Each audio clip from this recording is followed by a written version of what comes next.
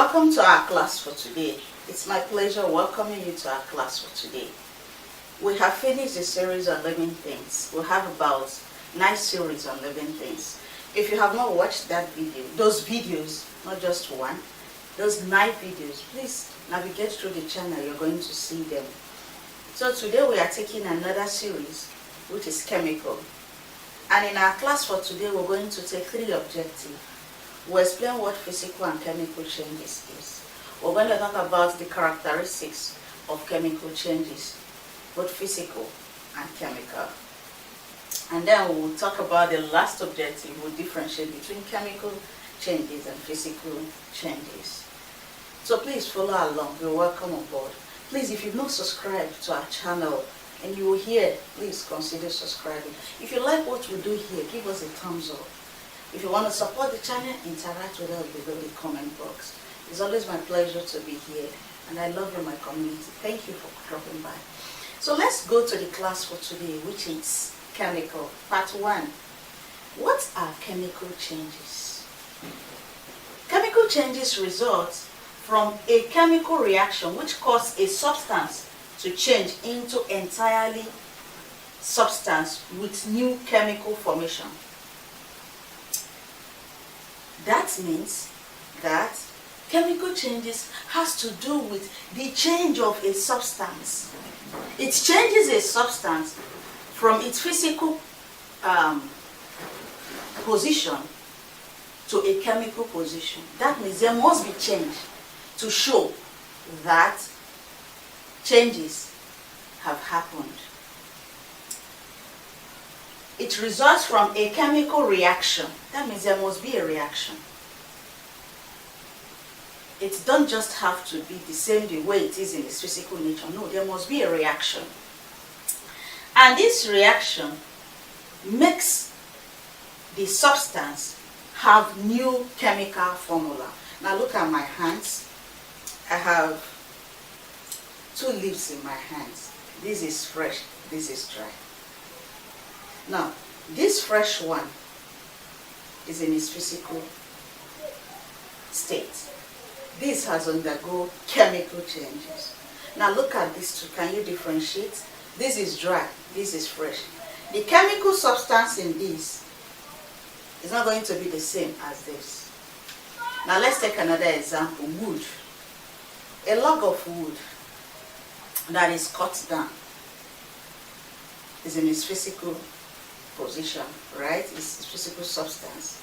Now when that wood is burnt into ash, the ash have taken another substance, and the chemical formula in the ash can never be the same with the log of wood. Are we together? Are you following? So that log of wood that have changed from its log nature into an ash that has been burnt with fire makes it, or have turned it into a chemical change, because the change that has happened, this change makes it not to be in its original state. This change makes it to change chemical formation or chemical formula. This change makes it not to be in its original shape. So chemical changes makes a substance to change its chemical formula. I gave example of burning, cooking, roasting. Now, you have a raw rice in your hands, or you have a raw beans, a raw yam, and it passes through the fire. As it passes through the fire, the chemical formula of that food have changed. That's chemical changes. Alright? Now let's look at physical changes. Physical change, it is when matter changes forms. When matter changes forms, that is, it's changed in forms, but not chemical, but doesn't have a chemical identity. For example, boiling, freezing. Now let's see. It doesn't change in its original state. Look at it.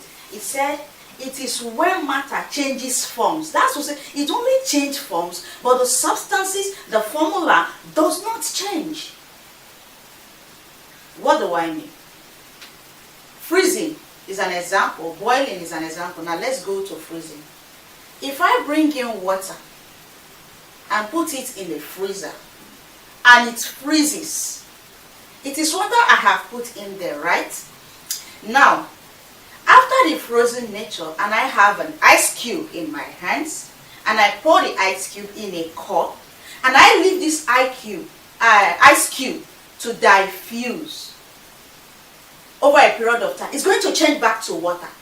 That's to say, the original physical nature it has will never change, unlike chemical. I gave you an example of this leaf. This dry leaf can never change to this fresh leaf, because chemical changes has occurred in this. It can never go back to this, but this can go back to this. So physical changes doesn't change its formula. Chemical changes change its formula, change its shape, change its size, and the rest of them like the log of wood. But the physical changes, water is water. Even if I freeze it and I defroze it, it's still going to give me water. What about boiling? I pour my water in a kettle. It boils over time. What substance will I still have? I'm still going to have water. But I bring a log of wood. I burnt this log of wood. It's not going to give me back log of wood. It's going to give me ash. The changes that happen in chemical is transitional. Takes off the shape, takes off the size, takes off the formula. But in physical, no, it takes you back to its original state you have gotten in the first instance. So you see what is chemical changes in. Chemical changes and physical changes. I hope you got that one. So we have explained what physical change is. We have explained what chemical change is. Now let's look at objective number 2. What are the characteristics? What are the characteristics of physical and chemical changes? Let's look at objective 2. This first one is for physical. And this second one is for chemical. What are the characteristics to show that chemical changes, that changes has happened or has occurred in physical, will I say in physical appearance or in chemical appearance? Now, it has to do with alteration in physical characteristics. Alteration in physical characteristics. That's to say, it's alter the physical nature. It's alter the physical features you can see. And what are some of these characteristics that can be altered? They are size. Size. Let's say, for example, the ice cube. The water that I will put in a jar to freeze. After freezing, the size of the water might not be the same if I measure it. So carry out an experiment. Take 1 liter of water, pour it in a jar, let it freeze. After freezing, leave it to defroze. After defrozing, go measure it back in a 1 liter bottle. That's your experiment. And comment below the comment box and tell me, is it the same size? It is the same quantity? You tell me that. I'm waiting for your response. Then, in shape. In shape. You see, the shape at which it has in its original state will not be the same shape it will have after that. If I freeze a water into ice, will it still carry that liquid substance? No. is going to take the shape of the jar or the crate that I freeze it in. So the shape of water in this instance have changed. Alright? Then the texture. The texture. If I bring a room temperature water and a boiled water, the temperature is not going to be the same.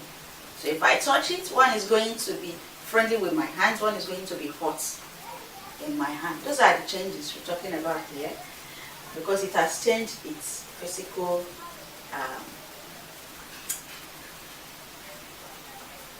components. Then we'll talk about smell. Sometimes it's going to smell differently. Sometimes it's going to smell differently. Then in appearance, the shape is going to take a different form. Then in volume, density. In volume. Is that it's going to be less in volume. Most times it's going to be less in volume. Most times. Because it has passed through some handling that must have spilled the substance, must have condensed the substance. So we've seen the characteristics in the size, in the shape, the texture, the smell, the appearance, the density. Now we'll look at, this is for physical characteristics. Now what about for chemical characteristics? Now, it has to do with alteration in the chemical properties. Alteration in chemical properties. What are the alteration in the chemical properties? Remember the log of wood. Now let me use my first example. Remember I said this leaf has passed through chemical changes, and now this way. So look at the color. This is green. This looks brownish. So the colors are not the same again. The change that happened, the transitional effect from this to this, have changed the color of this leaf. So the chemical reaction that have happened here have altered the chemical properties of this leaf from this to this. So the color changes. One characteristic is the color. The second one is formation of gas. The formation of gas that the substance will take. Then odor. There will be change in odor. Let's take for example the log of wood. Please, another experiment you will do here, I've given you the second experiment. It's go look for wood, plank, whatever you call it. If you don't have wood around the environment, go to a wood shop, beg them to give you a piece of wood, a small piece of wood. Break it in pieces, set fire on it. You'll see that the color will change, and then the odor will change. Smell the original odor of the wood and burn it and smell the next odor. You're going to see that there is change in the odor. So another characteristics of chemical change is the odor changes. Then the temperature. The temperature changes. So we have seen the characteristics you will find in both physical changes and in chemical changes. Remember, we are still on chemical part 1. So let's look at our third objective. We've taken the second objective, which is the characteristics of physical and chemical changes. We've stated that. Now let's look at the difference between chemical and physical changes. Now we'll take our last objective, differentiate between chemical and physical changes. Now let's look at the differences. The first one is that no new substance formed. The water will not change to anything. It's going to still reverse back to water. But in chemical changes, new substances are formed. The ash cannot go back to log. And the chemical components of the ash now is different from the chemical components of the wood that you have burnt into ash. Alright? Then, the second physical characteristics is changes are reversible. I can defrost the ice cube into water back. But that's not the case here. I cannot change the ash, the wood I have burnt into ash, to turn back to a log of wood. It is just finished. It has turned ash. It can't reverse. So this is reversible. Why chemical is irreversible? You cannot reverse it back. The third one is change appearance alone. It can change the color. It can change the size. It can change the density, the volume. That's the only thing that changes. But here, it changes into new chemical formula altogether. Changes into new chemical formulas altogether. And then the last one, it's temporal. The change is temporal. It has a temporal change. It will go back to its original state. But in chemical, permanent change. You can't reverse it like irreversible. So these are the characteristics of both physical and chemical change.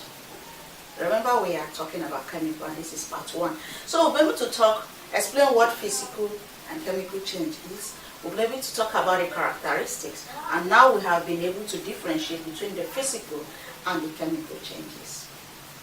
I hope you enjoyed the class. I hope you follow along. If you understand it, give me a thumbs up. If you have questions, ask me below the comment box. I will always find time to be here. You are my community. I value you so much. Thank you for being part of this class. Subscribe, share the video, invite people you think they can learn from the channel. Thank you for being part of our class. Thank you for being here. Until I come your way next class. Look forward to part 2 of chemical. And please navigate and watch Living Things part 1 tonight.